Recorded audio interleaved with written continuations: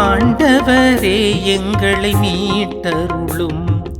உமது பேரன்பை முன்னிட்டு ஆண்டவரே எங்களை மீட்டருளும். இப்போது நீர் எங்களை ஒதுக்கித் தள்ளிவிட்டீர், இழிவுபடுத்திவிட்டீர். எங்கள் படைகளுடன் நீர் செல்லாதிருக்கின்றீர். எங்கள் பகைவருக்கு நாங்கள் புறம் காட்டி ஓடும்படி செய்தீர். எங்களை பகைப்போர் எங்களை கொள்ளையிட்டனர்.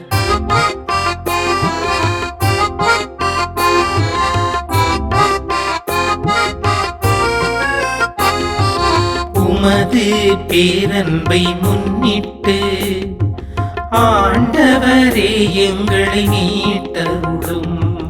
உமது பேரன்பை முன்னிட்டு ஆண்டவரே எங்களை மீட்டருளும். எங்களை அடுத்து வாழ்வோரின் பழிப்புக்கு எங்களை ஆளாக்கினீர். எங்கள் சுற்றுப்புறத்தாரின் ஏளனத்துக்கும் இகழ்ச்சிக்கும் எங்களை உள்ளாக்கினீர். வேற்றினத்தாரிடையே எங்களை ஒரு பழி சொல்லாக்கினீர். ஏனைய மக்கள் எங்களை பார்த்து தலையசைத்து நகைக்கின்றனர். என் தலைவா கிளர்ந்தெழும், ஏன் உறங்குகின்றீர்? விழித்தெழும். எங்களை ஒருபோதும் ஒதுக்கி தள்ளிவிடாதேயும். உமது முகத்தை ஏன் மறைத்துக் கொள்கின்றீர்? எங்கள் சிறுமையையும் துன்பத்தையும் ஏன் மறந்து விடுகின்றீர்?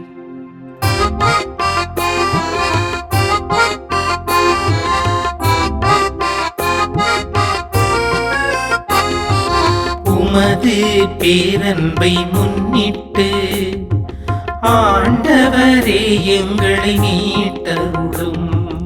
உமது பேரன்பை முன்னிட்டு ஆண்டவரே எங்களை மீட்டருளும். இயேசுவில் பிரியமான மாதா தொலைக்காட்சி பக்தர்களே, உங்களை இந்த காணொலியின் வாயிலாக சந்திப்பதிலே நான் மகிழ்ச்சி அடைகிறேன். இன்றைய திருப்பாடல் பகுதி நமக்கு சொல்லும் செய்தி என்ன? திருப்பாடல் ஆசிரியர் நமக்கு சொல்வது, இஸ்ரேல் மக்கள் போரில் தோற்கடிக்கப்பட்டு நாடு கடத்தப்பட்டு அங்கு விடுதலைக்காக ஏங்கிக் கொண்டிருக்கும் சூழ்நிலையை பதிவு செய்கிறது. நமக்கு இன்று கொடுக்கப்பட்ட பகுதிக்கு முந்தைய வசனங்கள் முற்காலத்தில் தங்கள் மூதாதையரை இறைவன் எவ்வாறு வழிநடத்தார், பாதுகாத்தார் என்பதை மிக அழகாக எடுத்துச் சொல்கிறது. ஆனால் இன்றைய வசனங்களிலே முற்காலத்தில் இறைவன் செய்த வல்ல செயல்களை நினைத்து பார்த்துவிட்டு தற்போது தாங்கள் படும் துன்பச் சூழ்நிலைகளை பின்வருமாறு எடுத்து கூறுகின்றனர். இறைவனின் பிரசன்னம் எங்களோடு இல்லை, அதனால் புறமுதுகிட்டு ஓடச் செய்தார். எதிரிகள் மற்றும் வேற்றினத்தாரின் பழிப்புரைக்கு உள்ளானோம். மானக்கேடும் அவமானமும் தங்களை மூடுகின்றது. இறுதியாக தங்கள் சிறுமையையும் துன்பத்தையும் நீக்க இறைவனிடம் ஜெபிக்கின்றனர். ஆம் இறைவேசியில் பிரியமான சகோதர சகோதரிகளே, திருப்பாடல் ஆசிரியர் நமக்கு மிக அழகாக சொல்லித் தருவது நம்முடைய துன்பங்கள், அவமானங்கள், கவலைகளை பற்றி இஸ்ரேல் மக்கள் கடவுளிடம் எடுத்து கூறுகின்றனர். ஆனால் கடவுளை பற்றி யாரிடமும் புலம்பவில்லை, முறையிடவில்லை. நமக்கான பாடமும் இன்றைக்கு அதுவாகத்தான் இருக்கின்றது. இயேசுவில் பிரியமான சகோதர சகோதரிகளே, நம்முடைய வாழ்க்கையிலே பல நேரங்களிலே நமக்கு வரும் துன்பங்கள், கவலைகள், தோல்விகள், அவமானங்கள் எல்லாவற்றிற்கும் புலம்புவர்களாக, அதுவும் கடவுளை பற்றி புலம்புவர்களாக நாம் இருக்கின்றோம். ஏன் கடவுள் எனக்கு மட்டும் இந்த துன்பங்களை தர வேண்டும், எனக்கு மட்டும் இந்த துயரங்களை தர வேண்டும் என்று கடவுளை பற்றி மற்றவர்களிடம் நாம் முறையிடுவர்களாக இருக்கின்றோம். ஆனால் நாம் கடவுளை பற்றி கடவுளோடு சொல்பவர்களாக சில நேரங்களிலே இல்லாமல் போகிறோம்.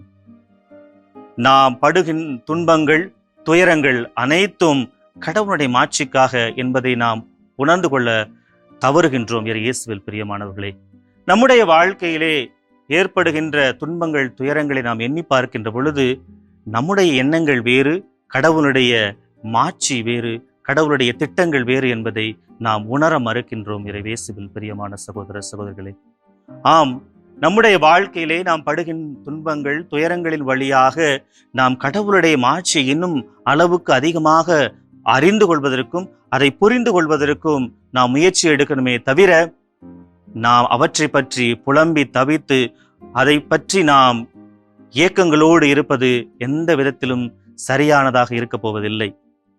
ஆம், இயேசுவில் பிரியமான சகோதர சகோதரிகளே, இதைத்தான் இஸ்ரேல் மக்களும் அன்றைக்கு செய்தார்கள். கடவுள் அவர்களுக்கு செய்த அனைத்து நன்மைகளுக்கும் நன்றி உள்ளவராக இருந்தார்கள். ஆனால் அவர்கள் அப்படி இருந்த போதிலும் கூட அவர்கள் கடவுளுடைய அனுசரணை அவர்களோடு இல்லை என்பதை அந்த தருணத்தில் உணர்ந்ததால் கடவுளிடம் வந்து அவர்களுடைய எண்ணங்களையும் ஏக்கங்களையும் தெரிவிக்கின்றார்கள். நாமும் நம்முடைய வாழ்க்கையிலே பல நேரங்களிலே மற்றவர்களிடம் கடவுளை பற்றி புலம்புகின்றோம். ஆனால் நம்மை பற்றி கடவுளுக்கு தெரிந்திருந்தும் கூட நாம் எவ்வாறு கடவுளோடு அதை பகிர்வதற்கு நாம் முனைகின்றோமா என்று சிந்தித்து பார்க்க நமக்கு அழைப்பு விடுக்கின்றது. ஆகவே இயேசுவில் பிரியமான சகோதர சகோதரிகளே, நம்முடைய வாழ்க்கையிலே துன்பங்கள், துயரங்கள் வருகின்ற பொழுது அது கடவுளுடைய சித்தமாக, கடவுளுடைய திருவுளமாக எண்ணி அவற்றை நாம் நம்முடைய வாழ்க்கையில ஏற்றுக்கொண்டு வாழ்கின்ற பொழுது நாம் கண்டிப்பாக நம்முடைய துன்பங்கள், துயரங்களிலிருந்து வெளிவர முடியும். அதன் வழியாக இறைவனுடைய மாட்சியை மற்றவர்களுக்கு எடுத்து தரக்கூடியவர்களாக, மற்றவர்களுக்கு எடுத்து சொல்லக்கூடியவர்களாக மாற முடியும் என்பதை நமக்கு இன்றைய திருப்பாடல் ஆசிரியர் தெளிவுபடுத்துகிறார். ஆகவே சிந்தித்து பார்ப்போம்.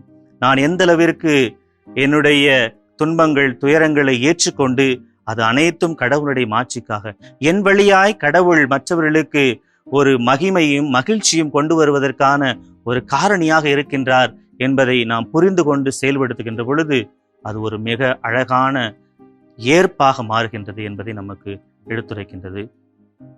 இந்த கவலைகள், துன்பங்களை பற்றி சிந்திக்கின்ற பொழுது ஐயன் வள்ளுவரணி குரல் எனக்கு நினைவுக்கு வருகிறது. வெள்ளத்து அணைய இடும்பை அறிவுடையான் உள்ளத்தின் உள்ள கெடும். குரல் 622 சொல்லுவது போல, ஒருவனுக்கு துன்பம் வெள்ளம் போல வந்தாலும் அறிவுடைய ஒருவன் இறைவனின் பாதுகாப்பை நம்பி இறைவனிடம் வேண்டி அவரின் வழிநடத்தலின்படி செயல்படுகின்ற போது அது நீங்கிவிடும். ஆம், நாம் இறைவனுடைய பாதுகாப்பை ஏற்று அவருடைய பாதுகாப்பை நம்முடைய வாழ்க்கையிலே கொடுக்கின்ற பொழுது, எடுக்கின்ற பொழுதும் நாம் கண்டிப்பாக நம்முடைய துன்பங்கள் நீங்கி இறைவனோடு பயணிக்கக்கூடிய நல்லதொரு மக்களாக வாழ்வோம் என்பதை எடுத்து காட்டுகிறது. ஆகவே சிந்திப்போம். நம்முடைய வாழ்க்கையிலே நாம் படுகின்ற துன்பங்கள் வழியாக இறைவனுடைய மாட்சியை மற்றவர்களுக்கு எடுத்து கூறுவர்களாக மாறுவோம். ஜெபிப்போமா. அன்பு இறைவா, எங்கள் வாழ்வில் வருகின்ற துன்பங்கள், கவலைகள், அவமானங்கள் கண்டு மனம் கலங்கி துவண்டு விடாமல் உம்முடைய கரங்கள் எம்மை எப்போதும் பாதுகாக்கின்றன, வழி நடத்துகின்ற என்ற நம்பிக்கையோடு வாழ வரம் தந்து ஆசிர்வதிக்க உம்மை வேண்டுகின்றோம். ஆமென்.